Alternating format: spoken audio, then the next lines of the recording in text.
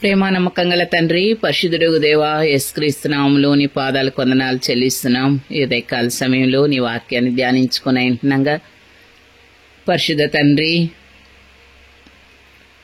నాయన, మీరు పూర్వకాలమందు నానా విధములుగా ప్రవక్తల ద్వారా మాట్లాడిన దేవుడు ఈ దినములందు నీ కుమారుని ద్వారా మాతో మాట్లాడడానికి మీరు ఇష్టపడుతున్న దేవా, నీకెంత వందనాలు. అటు రీతిలో నీ వాక్యం ద్వారా మాతో మాట్లాడే దేవుడుగా ఉన్నారు. అందుకే మిమ్మల్ని ఎంతగానో స్తుతిస్తున్నాం. పరిశుద్ధ తండ్రి, ఈ దినమున ప్రభువా 31వ ఇర్మియా గ్రంథంలో నుండి ఆ అధ్యాయంలో ఉండి మాతో మాట్లాడము నాయన. మీరే మాటలు కలిగి ఉన్న నిత్య సంకల్పాలు, శాశ్వతమైన ప్రేమతో ప్రేమిస్తూ మమ్మల్ని విడవక మళ్ళా కృప చూపిస్తున్నటువంటి నీ యొక్క ప్రేమను, నీ వాత్సల్యతను, నీ కృపలను జ్ఞాపకం చేసుకుని మా హృదయాలు నీ ప్రేమ చేత నీ యొక్క నా దైల ప్రభువా, నీ యొక్క దైల తండ్రి మంచితనముతో దేవా, మంచి ఫలాలతో, ఆత్మ ఫలాలతో దైల ప్రభా మీరు మమ్మల్ని నింపుతూ రావాల్సిందిగా ప్రార్థిస్తున్నాం.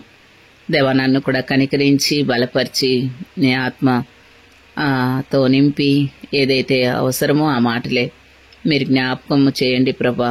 సహాయం చేయండి ప్రభా. నా మాటలన్నీ వ్యర్థమే తండ్రి, కరుణించమని నూతన అభిషేకం ఇచ్చి వాడుకోమని యేసుక్రీస్తు నామములో వేడుకొనుచున్నాం తండ్రి, ఆమేన్. ప్రభునామమునకు మహిమ కలుగును గాక. ఈ యొక్క అధ్యాయంలో మనం చదువుకున్నటువంటి వాక్య భాగాలన్నీ కూడా చూసినట్లయితే ప్రభు యొక్క ప్రేమ ఆయన హృదయములో మరి ఇశ్రాయేల్ ఎడల కలిగి ఉన్నటువంటిదంతా కూడా ఆయన ఇక్కడ తెలియపరుస్తూ ఉన్నారు.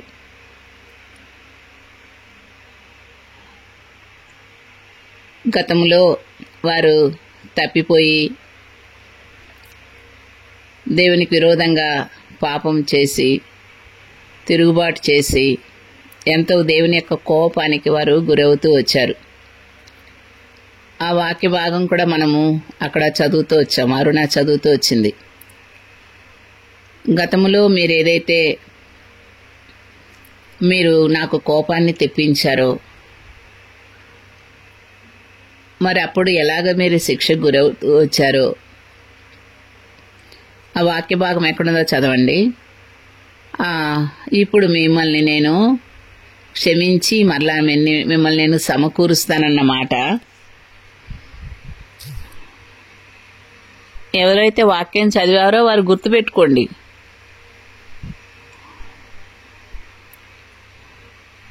అరుణ చదివినావు కదమ్మా, నువ్వు చదువు ఆ వాక్యాన్ని, గుర్తుపెట్టుకోవాలా. యెహోవా ఈ ఆజ్ఞ ఇచ్చుచున్నాడు. వచనం 16వ వచనం అక్క. యెహోవా ఈ ఆజ్ఞ ఇచ్చుచున్నాడు, ఏడువక ఊరుకొనుము, కన్నీళ్లు విడుచుట మానుము. నీ క్రియ సఫలమై జనులు శత్రువుని దేశముల నుండి తిరిగి వచ్చెదరు. ఇదే యెహోవా వాక్కు.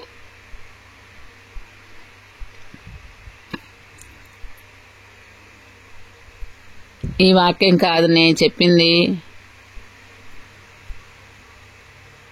10వ వచనం. జనులారా, యెహోవా మాట వినుడి, దూరమైనను ద్వీపంలోని వారికి దాన్ని ప్రకటించు. ఇశ్రాయేలును చెదరగొట్టిన వాడు వాని సమకూర్చి, గొర్రెల కాపరి తన మందను కాపాడునట్లు కాపాడుమని తెలియచేయుడు. అది కాదు.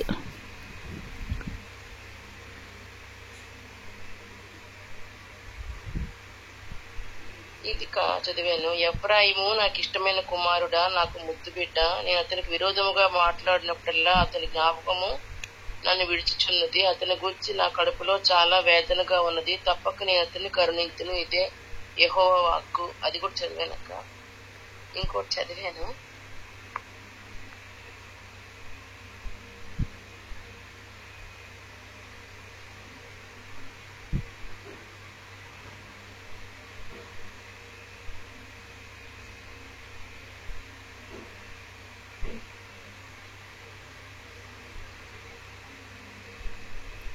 ఇరవై 28వ వచనం.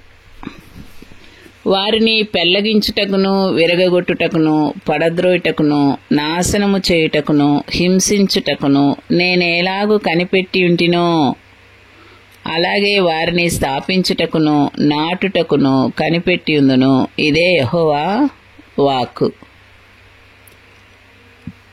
వారి యొక్క పాపాన్ని బట్టి, వారి దోషాన్ని బట్టి, వారి అవిధేయతను బట్టి, వారి తిరుగుబాటుతనాన్ని బట్టి, లోబడనాల్లోని స్వభావాన్ని బట్టి వారిని దేవుడు పెళ్లగించి వేశాడంట, విరగ్గొట్టాడంట, పడద్రోశాడంట, నాశనం చేశాడంట, హింసించాడంట. ఇవన్నీ కూడా నేను ఎలాగూ కనిపెట్టి ఉంటినో అంటే మనం అనుకుంటాం, నేను ఈ తప్పు చేస్తే, ఈ పాపం చేస్తే నాకేం కాదులే అని సమర్థించుకుని అన్ని జనుల యొక్క పద్ధతులు, ఆచారాలు అవలంబిస్తూ అలాగా దేవుని యొక్క కోపానికి మనము గురయ్యేవారుగా ఉంటాం.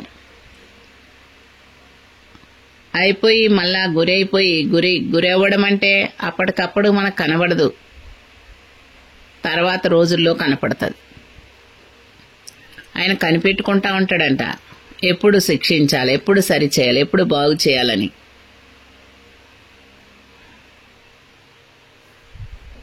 అప్పటికప్పుడే జరిగితే చాలా భయం వస్తుంది ప్రజలకు.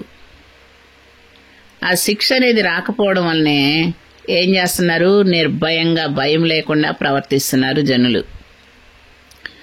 ప్రజలు.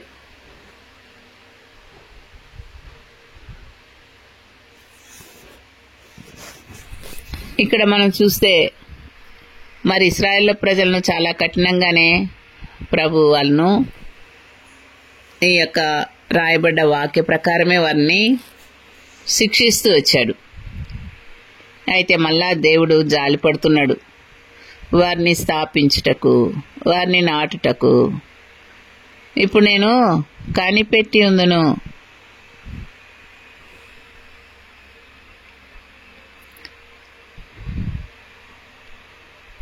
కాబట్టి పిల్లలను బట్టి, తల్లులను బట్టి, తల్లిదండ్రులను బట్టి పిల్లలకు వచ్చింది అనేసి అనకుండానట్లుగా ఆ దినములలో తండ్రులు ద్రాక్షకాయలు తినగా పిల్లలు పులిసెను, పిల్లల పళ్ళు పులిసెనను మాట వాడుకొనరు. ప్రతివాడు తన దోషము చేతనే మృతి నొందును. ఎవడు ద్రాక్ష కాయలు తినునో వాని పల్లే పులియును. తండ్రులు చేస్తే అది పిల్లలకు వచ్చిందని కాదు, ఎవడు పాపాన్ని బట్టి వానికి శిక్ష వస్తుంది అని అర్థం. కాబట్టి మరి ఇక్కడ అందుకే మొదటి నుంచి మనం వాక్యాలు చదువుతూ వచ్చినప్పుడు యెహోవా వాక్కు ఇదే, ఆ కాలమున నేను ఇశ్రాయేలు వంశస్థులందరికీ దేవుడినై ఉందురు, వారు నాకు ప్రజలై ఉందురు. దేవుడు చెప్పినటువంటి మాటల్లో ఏది కూడా నిరర్ధకము కాదు, వ్యర్థము కాదు. ఆయన ఏదైతే మాట ఇచ్చాడో దాన్ని నెరవేర్చుటకు, స్థాపించుటకు, స్థిరపరచుటకు శక్తి గలవాడు.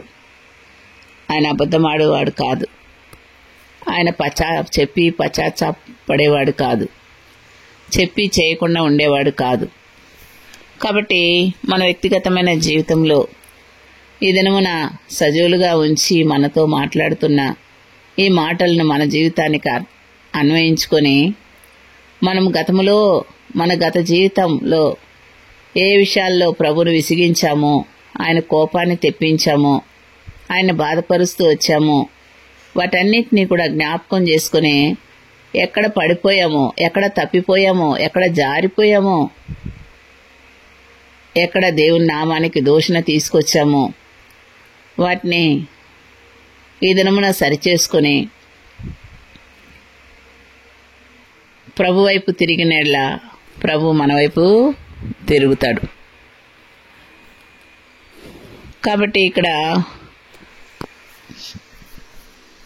2వ వచనం, యెహోవా ఇలాగ సెలవిచ్చున్నాడు, ఖడ్గమును తప్పించుకొనిన వారై జనులు అరణ్యములో దయనొందిరి కనుక ఇశ్రాయేలు విశ్రాంతి నొందునట్లు నేను వెళ్ళుదుననుచున్నాడు.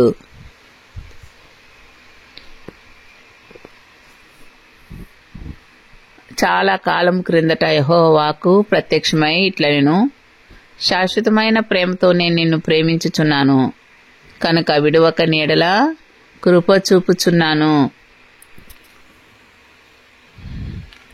I have loved thee with an everlasting love.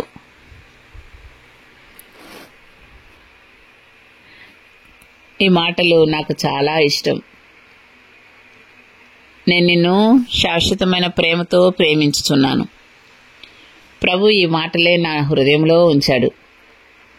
ఈ 2 రోజులుగా ప్రభా నాకు రక్షణ దినము, బాప్తిస దినము వెంటనే నాకు ఏర్పాటు చేసి నన్ను మీరు ప్రేమించి నన్ను వెతికి రక్షించారు దేవా. నా ఎడల నీ ప్రేమ శాశ్వతమైనది, మారనిది, మార్పు లేనిది అని ప్రభుని ఎంతగానో స్తుతిస్తూ ఆరాధించుకుంటా ఉన్నా. కాబట్టి ఉదయకాల సమయంలో కూడా ఆ వాక్యాన్ని ధ్యానించాలని మరి ఈ అధ్యాయం అంతా చదవడమైంది. ఆ యొక్క ఆయనలో ఉన్న శాశ్వతమైన ప్రేమ, ఆ ప్రేమను బట్టి మనల్ని ప్రేమిస్తున్నాడు, మనల్ని విడిచిపెట్టనంటున్నాడు కనుక విడువక నీడల కృప చూపుచున్నాను.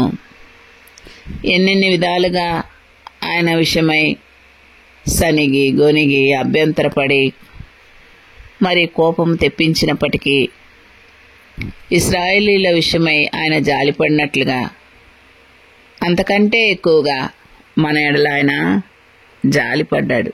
అన్యజనులం మనం. వారైతే ఇశ్రాయేలు ప్రజలు, వారి దత్తపుత్రులు, వారు మహిమ వారిది. ఆయన మహిమనిచ్చాడు, వాగ్దానాలు ఇచ్చాడు, నిబంధనలు ఇచ్చాడు.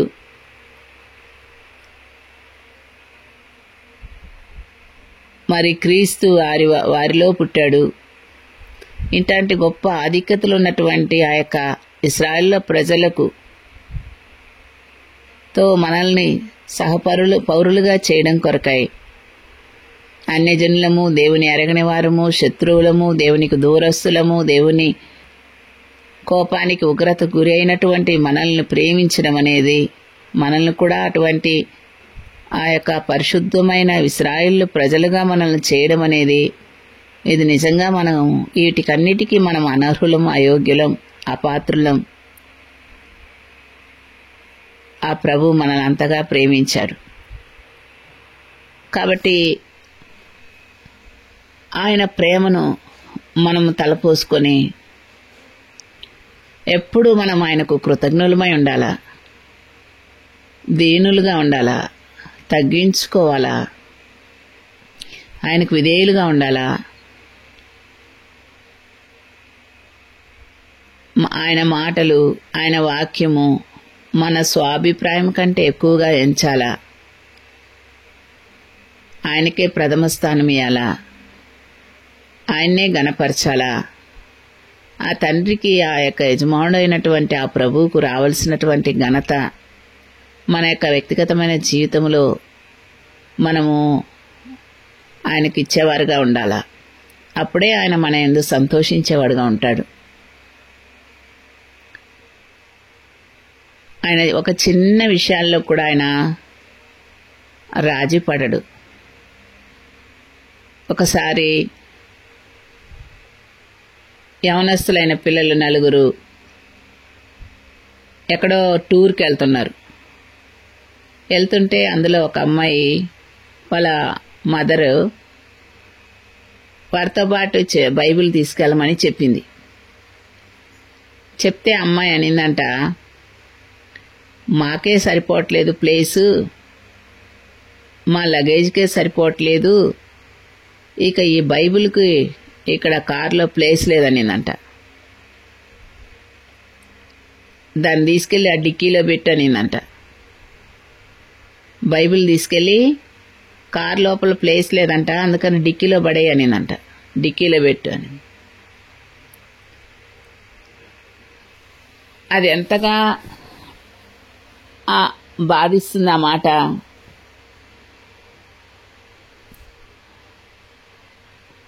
అలాగా చెప్పి ఇక వాళ్ళు బయలుదేరి వెళ్ళారంట.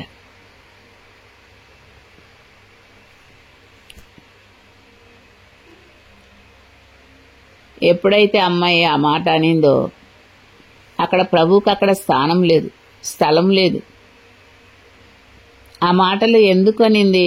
తన హృదయంలోనే లేదు దేవునికి స్థలం. అలాంటి వారు మాత్రమే ఆ మాట చెప్తారు. ఒకవేళ హృదయంలోకి చేర్చుకున్నా కూడా ప్రభును మనము ఆయనకు ఎటువంటి స్థలం ఇస్తున్నాం? ఆయనకి ప్రథమ స్థానం ఇస్తున్నామా? సెంటర్గా ఆయన పెడుతున్నామా? లేకుంటే మనం కూడా ఆయన కార్నర్ ప్లేస్ ఇచ్చి ఆ డిక్కీలో బైబిల్ పడేసినట్టు అలాగా మనము ఎలా ఉంటున్నామో పరీక్షించుకోవాలా. ఆ అమ్మాయి మళ్ళా తిరిగి రాలేదంట ఇంటికి. ఆ డిక్కీలోనే వచ్చిందంట తన బాడీ. అలాగా ప్రభు బిడ్డలుగా మనల్ని ప్రభు ఆయన ఎంతగా ప్రేమించాడు, ఎంతగా ప్రేమించాడు. ఎవరు చూపించని ప్రేమ, మనం ఊహించనటువంటి విధానములో మనల్ని ఆయన మన ఎడల సంకల్పించిన ఆ అనాది కాల సంకల్పాన్ని బట్టి ఆయన స్వరం వినిపించి ఆయన వాక్యం ద్వారా మనల్ని కన్నాడు, కొన్నాడు.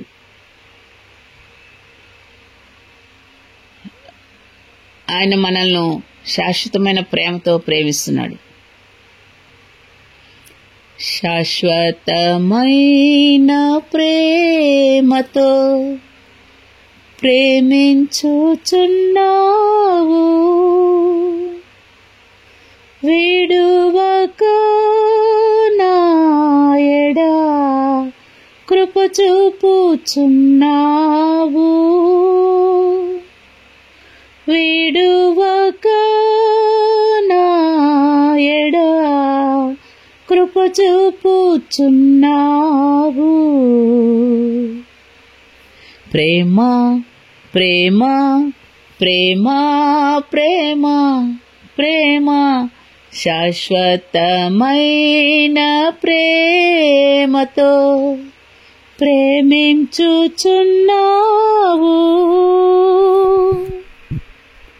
లోకమంతయు మార్పు నొందినాను, మిత్రువులే శత్రువులై లేచినాను, విడువక నాయడా కృప చూపుచున్నావు. శాశ్వతమైన ప్రేమతో ప్రేమించుచున్నావు.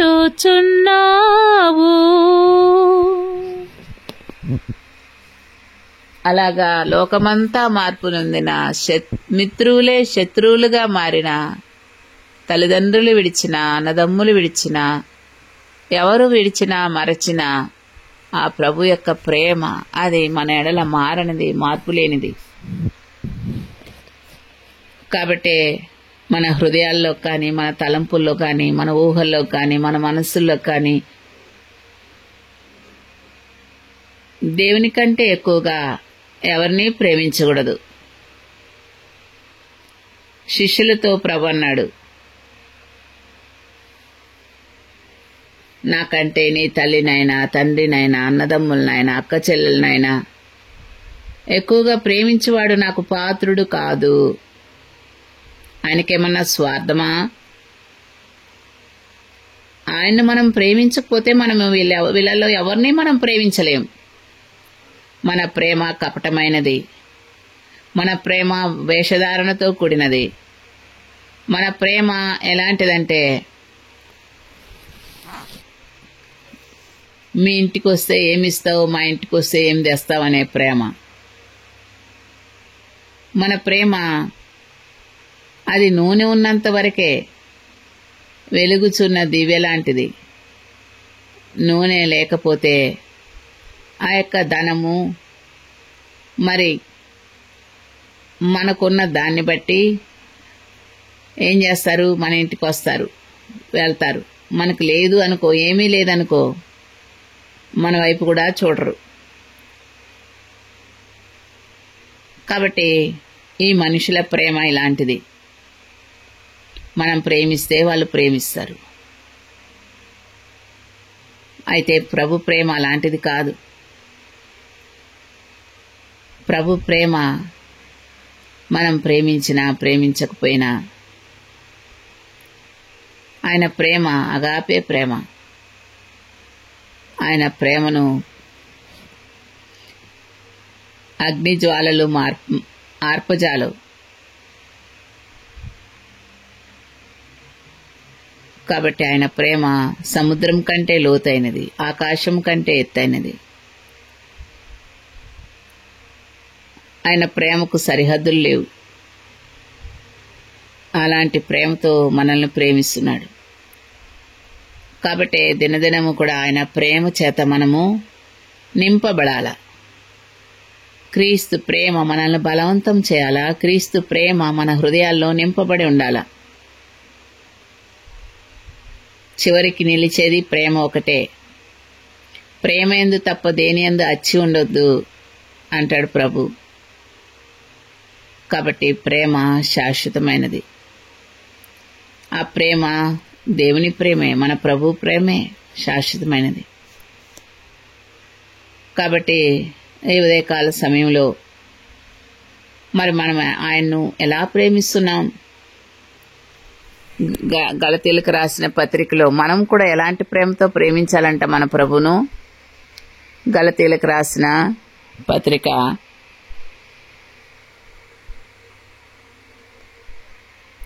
6వ అధ్యాయం. గలతీ 6వ అధ్యాయం.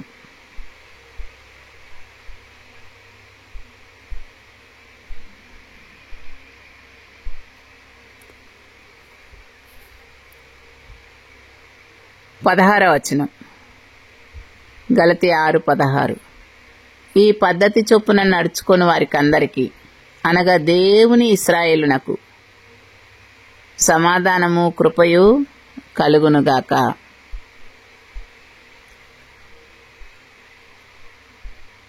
ఇంకొక మాట, శాశ్వతమైనటువంటి ప్రేమతో ప్రేమించువారు. ప్రభుని ఎలా ప్రేమించాలంట మనము?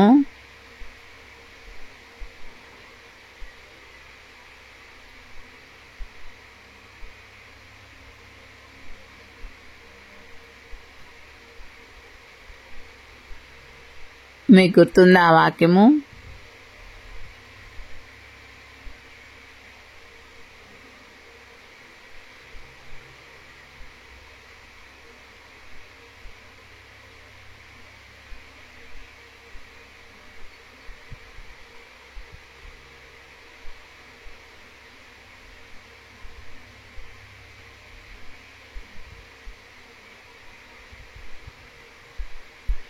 శాశ్వతమైన ప్రేమతో ప్రేమించు వారికి అందరికీ అని ఉంటుంది.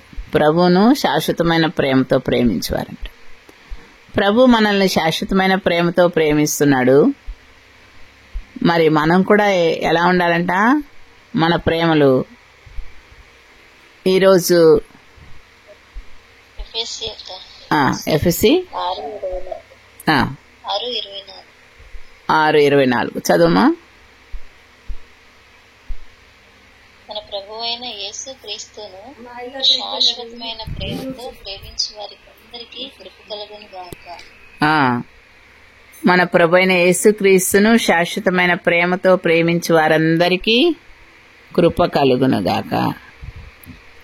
మన ప్రేమ ఎలాంటిది? రక్షింపబడినప్పటి నుంచి ఇప్పటి వరకు మన ప్రభు ఎడల ఆయన చూపినటువంటి ఆ ప్రేమకు బద్దులమై ఆయన ప్రేమనే తలంచుకుంటూ ఆయన ప్రేమ చేత నింపబడి హృదయములు నింపబడి నా ప్రభు ఇంతగా నన్ను ప్రేమించాడు, ఆయన రక్తము కారునంతగా ప్రేమించాడు. నా కోసమై ఆయన శిరస్సు ముళ్ళ కిరీటము నాకు దాన్ని నేను భరించాల్సింది, అయితే నాకు బదులు నా ప్రభు భరించాడు. కాబట్టి నేను చేసినటువంటి పాపపు తలంపులను బట్టి, నా నీచమైన తలంపులను బట్టి నా ప్రభుని అంతగా ఆయన తలకు ముళ్ళ కిరీటము నేనే పెట్టాను, నా పాపపు తలంపులే. కాబట్టి నేను మరలా ఎటువంటి పాపపు తలంపులు తలంచొచ్చా? నా దేవునికి విరోధంగా ఇలాగ ఆలోచించొచ్చా అని మరి నిజంగా ప్రభుని ప్రేమిస్తూ ఉన్నట్లయితే అలా వ్యర్థమైన తలంపులు, ఆలోచనలు, వాటికి మనం చోటియం. ఆ ఆలోచనలన్నిటినీ చెరపట్టి ఏం చేయాలా? ప్రభా, నాకు ఇట్లాంటి చెడ్డ ఆలోచనలు ఇంకా ఉన్నాయి, ఆలోచిస్తూనే ఉన్నా. ఇతరుల గురించిన ఆలోచనలు, మనుషుల సంగతులను గురించిన ఆలోచనలే. అలాగ చోటిస్తున్నామా? మరలా ప్రభును ఏం చేసినట్టంట? మన ఆలోచనలు బట్టి ఆయనకు మనము ముళ్ళ కిరీటము ధరింపు చేసేవారుగా ఉంటాం, ముళ్ళ కిరీటంతో ఆయన బాధించేవారుగా ఉంటాం. ఒకసారి వెలిగింపబడి చదవండి, హెబ్రీ 6:6, హెబ్రీ 6:6, హెబ్రీ 6:6.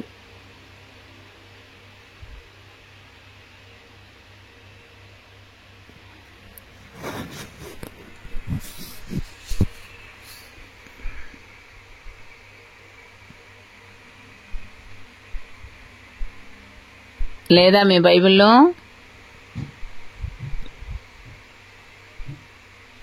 5వ వచనం 4 నుంచి చదువుదాం.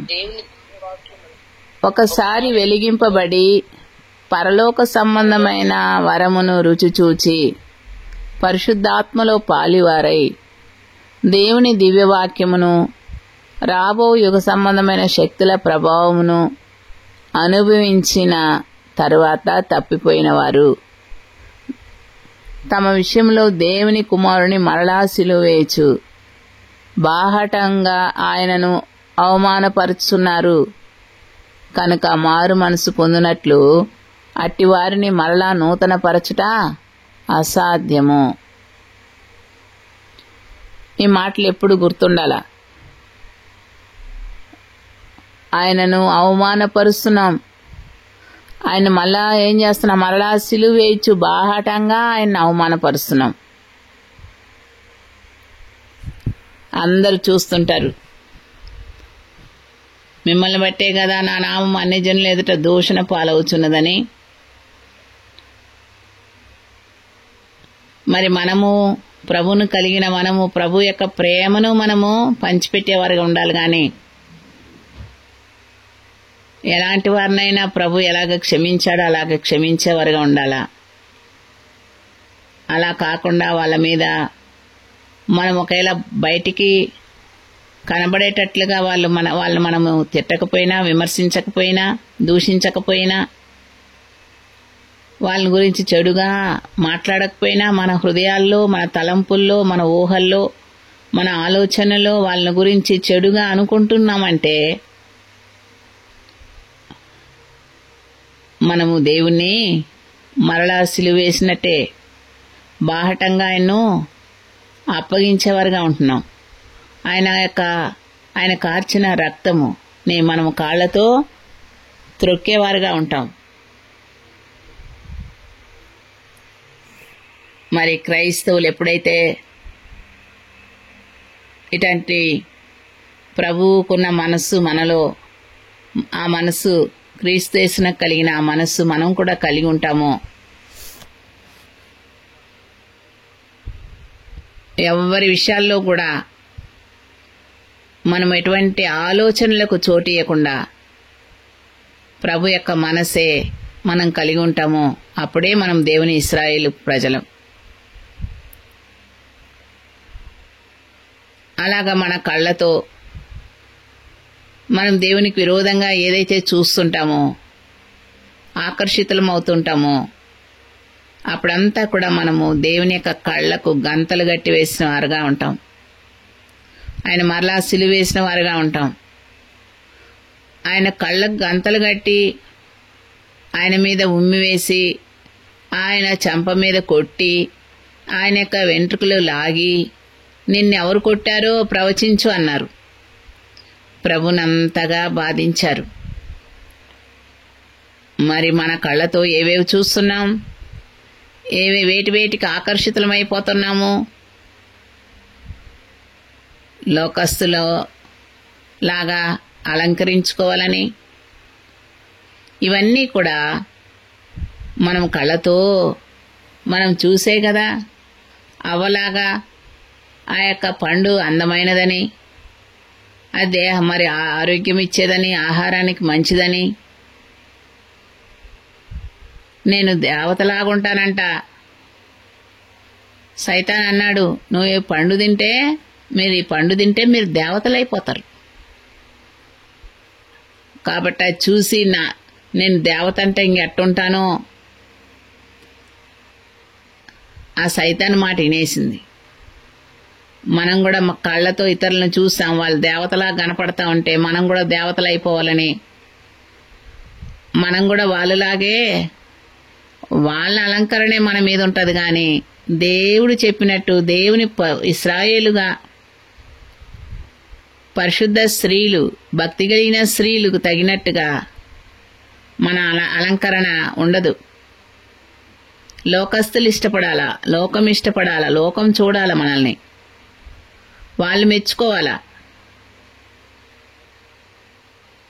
అలా ఉంటది. ఇవన్నీ వేటి ద్వారా? కళ్ళ ద్వారానే, కళ్ళతో చూసింది. సంసోను కూడా ఆ ఫిలిస్తీయుల కుమార్తెను ఇష్టపడ్డాడు. ఆ అమ్మాయినే నాకు కావాలని పెళ్లి చేసుకున్నాడు. ఏమైంది చివరికి? ఆ ఫిలిస్తీయులే ఆ కళ్ళను ఓడబెరికారు. మరి అప్పుడైతే సంసోనికి ఏమి శిక్ష రాలే, బానే ఉన్నాడు. ప్రభు ఆయన్ను శాశ్వతమైన ప్రేమతో ప్రేమిస్తున్నాడు కాబట్టి విడువక ఆయన ఎడ్ల కృప చూపించాడు. చివరికి పెళ్లగించబడింది ఆయన కళ్ళు. దేవుడు పెళ్లగించలేదు, ఫిలిస్తీయులే పెళ్లగించారు. కాబట్టి జాగ్రత్తగా ఉండాలి. అప్పటికప్పుడే నాకు శిక్ష రావట్లేదులే, నేను ఇప్పుడు చక్కగా అలంకరించుకుంటున్నాను, అందరూ చూసేటట్టు మెచ్చుకునేటట్టుగా నా యొక్క అలంకరణ ఉంది, నేను చాలా గొప్పదాన్నని, నాకు చాలా బంగారం ఉంది, పట్టుచీరలున్నాయి, నాకు మేడలున్నాయి, మిద్దెలున్నాయి అని అందరూ నన్ను మెచ్చుకోవాలా, గొప్పింటి వాదాన్నని మెచ్చుకోవాలా? అట్లాంటి ఆశలున్నాయా మనలో? మరి వెలిగించబడ్డాం కదా, పరసంబంధమైనటువంటి వరములను రుచి చూచాం కదా, పరిశుద్ధాత్మలో పాలు పొందాం కదా, రాబో యొక్క శక్తుల యొక్క ప్రభావం ఏంటో అనేది మనకు దేవుడు తెలియపరిచాడు కదా. అయినా కూడా వాటికి ఇంకా ఆకర్షితం అవుతున్నామా?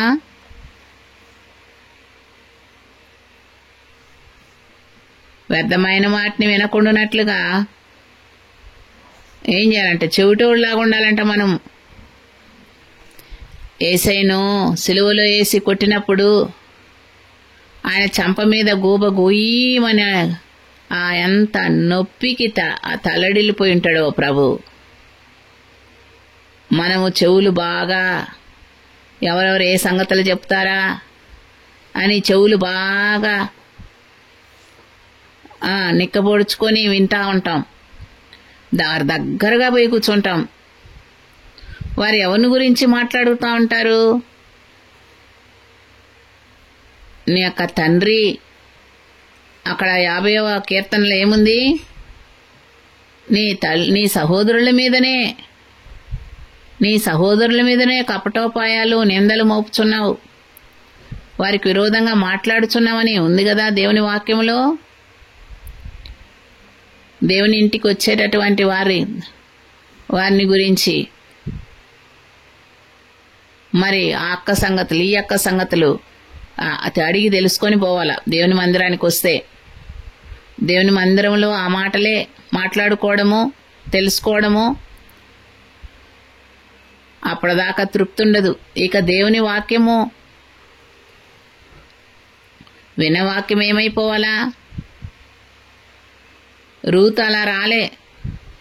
రూతు వచ్చింది, తన పాటకు తను పరిగేరుకునింది. ఏ ఒక్క మనుషుల వైపు చూడలే, ఏ ఒక్క మనుషుని యొక్క సంగతుల గురించి అడిగి తెలుసుకోలేదు, వాళ్ళెట్టా వీళ్ళెట్టని.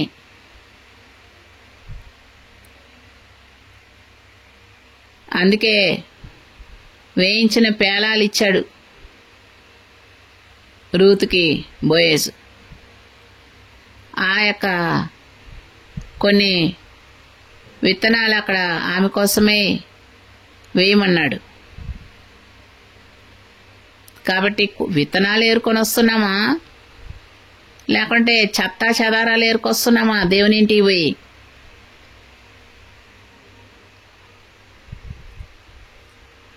మరి చెవులతో ఏం వింటున్నాం మనము? ఎవరిని గురించిన సంగతులు వింటున్నాం? ప్రభువు యెహోవా ఆత్మ సంగముతో చెప్పు మాటలు చెవిగలవాడే వింటాడు. అలాంటి వారు నా గొర్రెలు నా స్వరమే వింటాయి, అన్యుని స్వరం వినవు అవి. మరి మనం ఎవరి స్వరాలు వినాలని దేవుని ఇంటికి వస్తున్నాం? ఎవరితో ఎట్లాంటి ఫ్రెండ్షిప్లు చేస్తున్నాము? ఇక్కడ చూస్తారనేసి ఫోన్లలో మాట్లాడుకుంటా ఇతరుల గురించిన ఇంట్లో విషయాలే. ఆ యొక్క నోహు కుమారులలో ముగ్గురులో ఒకడు అట్టాటోడే, హాము. ఏ గుడారంలో ఎవరేం చేస్తున్నారు అని చూసే పనే వానికి. సొంత తండ్రి అలసిపోయి వస్త్రహీనుడై పడుంటే ఆ సంగతులు తీసుకెళ్లి సహోదరులు చెప్పి శాపగ్రస్తుడైపోయాడు. శాపం తెచ్చుకున్నాడు. ఇది తెలియదా మనకు? దేవుని వాక్యం మనకు తెలియదా? ప్రేమ అనేక పాపములను కప్పునని ఉంది గాని విప్పునని లేదు.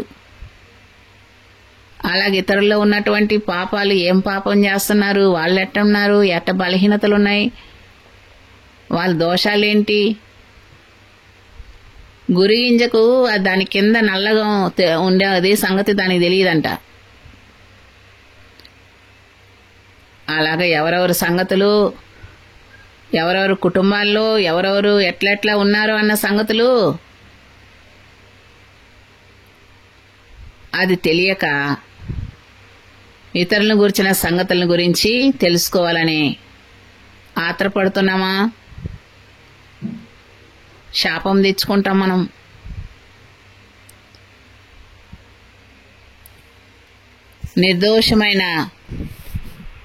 నిర్దోషులుగా నిందారహితులుగా ఉండాలని మనల్ని దేవుడు ఏర్పరచుకున్నాడు.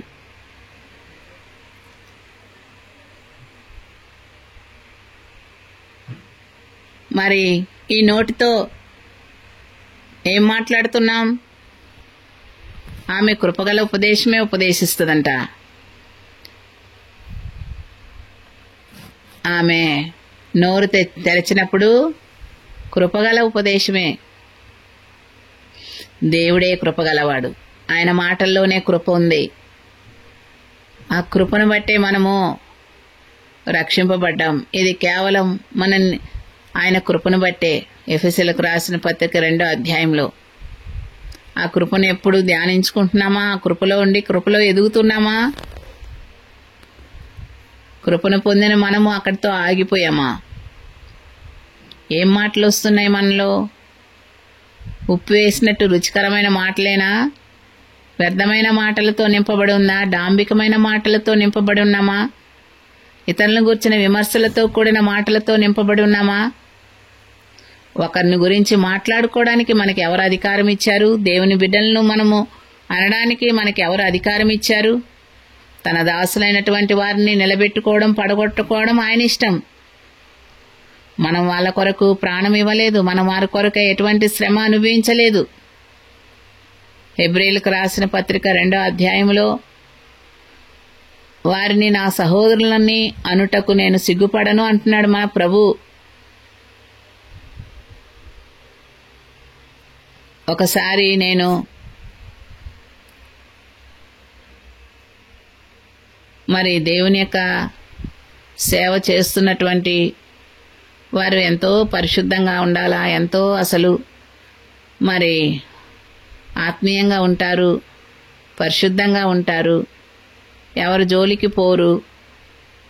అట్లాంటిది ఇద్దరు పోట్లాడుకుంటా ఉంటే చూసా. అది చూసినప్పుడు ఇక అంతే, అప్పటి నుంచి వారి మీద నాకున్న మంచి అభిప్రాయం పోయి వారిని చూసినప్పుడంతా నేను అవే సంగతులు గుర్తు చేసుకునేదాన్ని. వారితో ఎక్కువ మాట్లాడేదాన్ని కాదు. అయితే దేవుడు ఒకరోజు ఈ వాక్యం ద్వారా మాట్లాడినాడు. వారిని నా సహోదరులని అనడానికి నేను సిగ్గుపడువాడిని కాను. మరి నువ్వు వారిని గురించి అదే ఆ రోజు వారు అలా జగడమాడుతుంటే చూచి ఇప్పటి వరకు కూడా వాళ్ళను అదే దృష్టిలో చూస్తున్నావా? వారిలో ఆ బలహీనత ఉంది, వారు సరి చేసుకున్నారు, వారు నా చేత క్షమించబడ్డారు. మరి నీ సంగతి ఏంటి? వారిని గురించి అదే ఆలోచన కలిగి ఉన్నావు. ఆ పాపములన్నీ, ఆ దోషాలన్నీ నీ మీదే మోపుతానన్నాడు దేవుడు.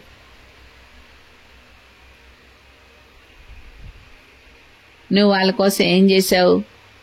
వాళ్ళ కోసం శ్రమ పడ్డావా? వాళ్ళ కోసం నువ్వు వాళ్ళ శిక్ష భరించావా? నేను వాళ్ళ కోసం శ్రమ పడ్డా, వాళ్ళ శిక్ష నేను భరించాను. నేనే వారిని క్షమించినప్పుడు నువ్వు క్షమించవా అని మాట్లాడినాడు. కాబట్టి ఎవరిలో ఎటువంటి బలహీనతలున్నా అవి మనం చూసినా, ఒకవేళ విన్నా, వాటిని గురించి మనము ఇతరులకు ప్రచారాలు చేసి, ఇతరులతో వాళ్ళ గురించి చెడుగా మాట్లాడి వాళ్ళకు మీద చెడ్డ సాక్ష్యం తీసుకొచ్చేవారుగా మనము, వాళ్ళ సాక్ష్యాన్ని పాడు చేసేవారుగా మనం ఉండకూడదు. ప్రభు తన దాసులను క్షమించేవాడు, లేవనెత్తేవాడు, బలపరిచేవాడు, మళ్ళా నూతనంగా వాళ్ళను సిద్ధపరిచి వాడుకునేవాడు. ప్రధాన యాజకుడైన యెహోషువ మలిన వస్త్రాలతో నిలబడినప్పుడు ప్రభు ఏమన్నారు? సాతానొచ్చి ఫిర్యాదు చేస్తుంటే ప్రభు అన్నాడు, అతడు అగ్నిలోండి తీసిన కొరివలే ఉన్నాడు కదా. దేవుని ఇశ్రాయేలు, దేవుని యొక్క మరి యెరూషలేము, అతడు ఎవరు? యెరూషలేమును కోరుకున్నా, నేను అతన్ని కోరుకున్నా అని చెప్పి అతని మీద ఉన్నటువంటి ఆ యొక్క మలిన వస్త్రాన్ని తీసివేసి తన యొక్క తలకు పాగా ధరింపచేసి నూతన వ్యక్తిగా అతన్ని చేసి తన యొక్క ఆవరణం అంతట్లో అధికారిగా ఉంచాడు. మరి బొంకినటువంటి పేతురును అతను మళ్ళా పశ్చాత్తాపడి క్షమాపణ అడిగితే అతని ఎళ్ళ కలిగి ఉన్నటువంటి ఆ యొక్క ఉద్దేశాలు దేవుడు మార్చుకోలేదు. పేతురు, నీవు కేఫా అనబడదు, ఈ బండ మీద నా సంఘాన్ని కడతానన్నాడు. అలాగే పేతురును మరలా ఎంతో పశ్చాత్తాపడ్డాడు పేతురు. ఆ యొక్క పెంతెకోస్తు దినమున పేతురును ఆత్మతో నింపి 3000 మంది రక్షింపబడేటట్టుగా, 5000 మంది రక్షింపబడేటట్టుగా పేతురును గొప్ప గొప్ప సాధనంగా మొదటి రాయి పేతురే. ఆ బండ మీద స్థిరపరిచి పేతురును, ఆ పేతురు మరి సంఘ స్థాపనకు పేతురును రాయిగా, ఆ మొదటి రాయిగా దేవుడు అతన్ని బలమైన పాత్రగా వాడుకున్నాడు. కాబట్టి మనం ఎవరిని కూడా చులకనగా చూడకూడదు, తృణీకరించకూడదు. ఎప్పుడు కూడా మనము ఒకరినొకరిని గణపరుచుకోవాలా, ఒకరికంటే ఒకరు యోగ్యులని ఎంచుకోవాలా. ఎవరైనా మనకంటే తక్కువ స్థితిలో ఉన్నవారు వాడబడుతుంటే, నా అంతస్తేంటి, ఎంత గొప్పదాన్ని, తన ఆఫ్టర్ ఆల్ తనేంటి, తను వాడబడుతుంది, తను వాడుకుంటున్నారు అని వాళ్ళ మీద మనకు చాలా అసూయ ద్వేషాలు పెట్టుకొని వాళ్ళకు విరోధంగా ఎన్నో కుట్రలు బన్ని వాళ్ళ పేరు చెడ్డగా చేసి ఇక వాళ్ళని ఎదగనీయకుండా చేస్తాం.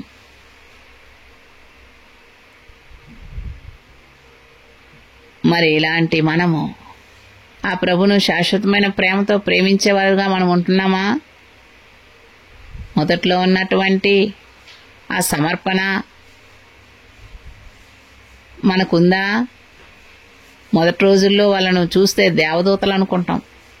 రాను వాళ్ళ సంగతి మాకు తెలుసులే, వాళ్ళు ఎట్టాటోళ్ళో మాకు తెలుసులే, ఆమె ఎంతో ఆరాధన చేస్తుంది, ఎంతో ప్రార్థన చేస్తుంది, వాళ్ళ పిల్లల సంగతులు మాకు తెలుసు, వాళ్ళ ఆయన సంగతులు మాకు తెలుసు, వాళ్ళ బంధుమిత్రులు ఎవరో మాకు తెలుసు అని శాస్త్రులు పరిసయ్యుల్లాగా యేసుక్రీస్తు ప్రభునే ఈయన ఏంటి ఇంత ఇదిగా మాట్లాడుతున్నాడు, వీళ్ళ యొక్క సోదరులు మనతో కూడా ఉన్నవారే కదా, అతడు వడ్రంగివాని కుమారుడే కదా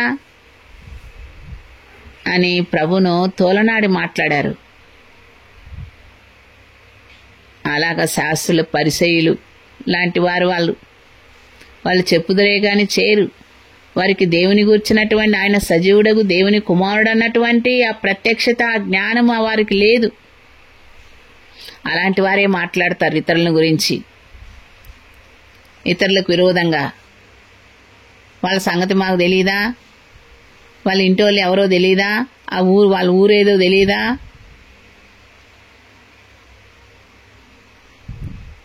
అలాగా మనము సంవత్సరాలు తరబడిపోతున్నా ఇంకా మనలో ఒక నూతన వ్యక్తి మనలో కనబడట్లే, నూతన స్వభావం లేదు, నూతనత్వం లేదు.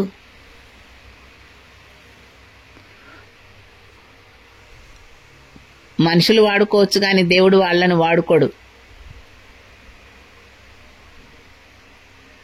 మనుషుల మెప్పు పొందుతా మనుషుల చేత వాడబడుతున్నామా, లేకుంటే దేవుడు మనల్ని వాడుకుంటున్నాడా? దేవుడు వాడుకోవాలా. దేవుడు మెచ్చుకునే మనుష్యుడు ధన్యుడు. అలాగ మన చేతులతో, మన కాళ్లతో మరి ఆయన మనం చేసిన దోషాన్ని బట్టి ఆయన చేతుల్లో కాళ్ళల్లో మేకులు, ఆయన దేహమంతా కొరడా దెబ్బలు, ఆయన ప్రక్కల్లో బల్లెపు పోటు పొడుస్తున్నామా? ఆయన హృదయాన్ని మళ్ళా గాయపరుస్తున్నామా? పరీక్షించుకోవాలా. కాబట్టి దేవుని ఇశ్రాయేలుగా మనం ఉండాలి అంటే ఎఫెసీ 6లో మనం చదువుకున్నట్టుగా శాశ్వతమైన ప్రేమతో ఆ ప్రభును మనము ప్రేమించేవారుగా ఉండాలి. ఎప్పుడు ప్రభు మాట్లాడుతూ ఉంటే ఆ వాక్యం చూసినప్పుడంతా అబ్బా శాశ్వతమైన ప్రేమతో నేను నిన్ను ప్రేమిస్తున్నాను, విడువకన్నా ఎడల కృప చూపిస్తున్నానంటే ఆ వాక్యం తీసుకునేది నన్ను ఎంతో ప్రేమిస్తున్నాడంట దేవుడు. ఈ వాక్యము శాశ్వతమైన ప్రేమతో ప్రేమిస్తున్నానని, ఇదిగో ఈ వాగ్దానం వచ్చింది నాకు, ఇదిగో ఈ వాక్యంతో మాట్లాడినాడనేసి చాలా ఉప్పొంగిపోతుంటాం. మరి మన ప్రేమ ఎలా ఉంది దేవుని పట్ల? ఆయనకు మొదటి స్థానం ఇస్తున్నామా? ఆయనే మన జీవితంలో సెంటర్ ఆఫ్ ద ప్లేస్గా పెట్టుకున్నామా?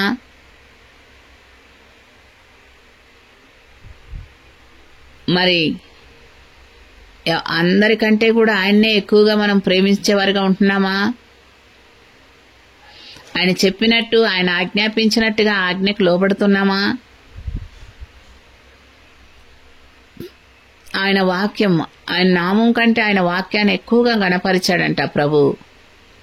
వాక్యమే దేవుడు. ఆ వాక్యానికి ఎంత మనము ఆ వాక్యాన్ని గైకొని ఆ వాక్య ప్రకారం నడుచుకున్నప్పుడే వారిలోనే ఆ నిజమైన ప్రేమ ఉంటుంది. లేకుంటే మనదంతా కూడా కల్తీ ప్రేమ, మనదంతా కపటమైన ప్రేమ, మనదంతా వేషధారణ ప్రేమ.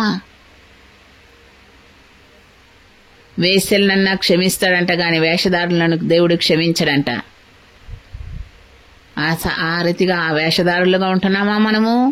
లోపటొకటి బయటొకటి పెట్టుకొని, లోపటంతా కుళ్ళు కపటం అంతా పెట్టుకొని వాళ్ళ మీద, పైకి మాత్రం అక్క ప్రైజ్లాడక్క అంటున్నామా? సంసోనుకు అప్పటికప్పుడే శిక్ష రాలేదు. చూసినందుకు, పెళ్లి చేసుకున్నందుకు. అసలు ఆ ఫిలిస్తీన్ల అమ్మాయితో పాటు ఆయన ఉన్నాడా? భార్యాభర్తలుగా ఉన్నారా వాళ్ళు?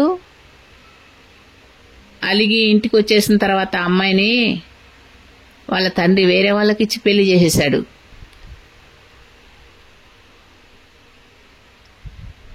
కాబట్టి జాగ్రత్తగా ఉండాలా. అప్పటికప్పుడే శిక్ష రావట్లేదని ఏం చేస్తున్నారు మనుషులు? ఇష్టానుసారంగా జీవిస్తున్నారు. విశ్వాసులుగా మనం ఎలా జీవిస్తున్నాం?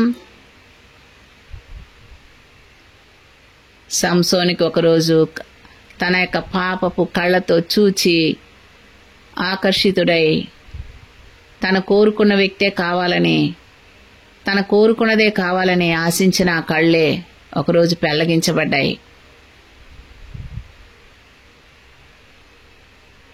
కాబట్టి దేవుని వాక్యానికి భయపడాలా. దేవుని యొక్క దేవుడు ఆయన మన హృదయంలో చేర్చుకున్న ఆనాటి నుండి ఈనాటి వరకు మనం ప్రభుని ఎలా ప్రేమిస్తున్నాం ఒకసారి పరీక్షించుకొని సరిచేసుకొని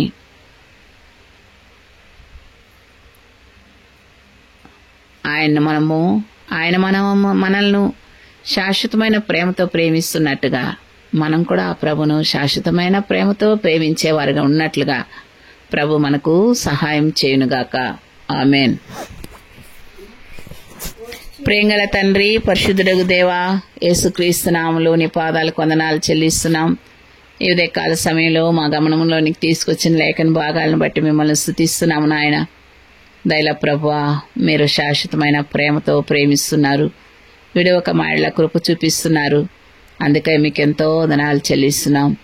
దయల తండ్రి, మేము కూడా మిమ్మల్ని శాశ్వతమైన ప్రేమతో మేము ప్రేమించాలని మీరు కోరుకుంటున్నారు దేవా. అందుకే మీకెంతో వందనాలు ప్రభా. దయతో నాయన అటువంటి ప్రేమ నాలో లేదని ఒప్పుకుంటూ వస్తున్నానయ్యా. దయతో నన్ను క్షమించుము. మరి ఆయా రీతిలుగా నేను నిన్ను ప్రభా నీ కోపాన్ని రేపిన దాన్నిగా, నిన్ను దుఃఖపెట్టిన దాన్నిగా, నాయన నిన్ను బాధించిన దాన్నిగా, మరలా సిలువేసిన దాన్నిగా ఏ సందర్భాల్లో ఎలా ఉంటూ వచ్చానో దయతో నన్ను క్షమించి సరిచేసి నన్ను నూతనంగా కట్టుము నాయన. నాకు నీ యొక్క మనస్సు ప్రభా, నీ వంటి స్వభావము, నీ వంటి ప్రభా క్షమించే మనస్సు, నీ వలే ప్రేమించే మనస్సు నాకు కూడా ఇవ్వండి ప్రభా. నేను పూర్ణ హృదయంతో ప్రేమించడానికి, నా పూర్ణ బలముతో, పూర్ణ శక్తితో, పూర్ణ మనస్సుతో నిన్ను ప్రేమించడానికి దేవా ఒక్క జీవితమే అయ్యా. ఈ కొంతకాలమే ప్రభా, ఎప్పుడు ఈ జీవితము ముగించబడతాదో నీ రాకడ త్వరగా ఉంది నాయన. కాబట్టి దయతో ఈ రోజున అటువంటి జీవితం జీవించడానికి నాకు కూడా కృప చూపించాయా, నాకు కృప ఇవ్వయ్యా, సహాయం చేయనాయన. శాశ్వతమైన ప్రేమతో నిన్ను ప్రేమించడానికి నా కృప చూపించదేవా, కరుణించమని నన్ను మమ్మల్ని మీ దయగల హస్తాలకు అప్పగిస్తూ ఆర్తిగా ప్రార్థించే ప్రతి బిడ్డను దీవించమని యేసు ప్రభువు నామములో వేడుకొనుచున్నాం తండ్రి. ఆమేన్.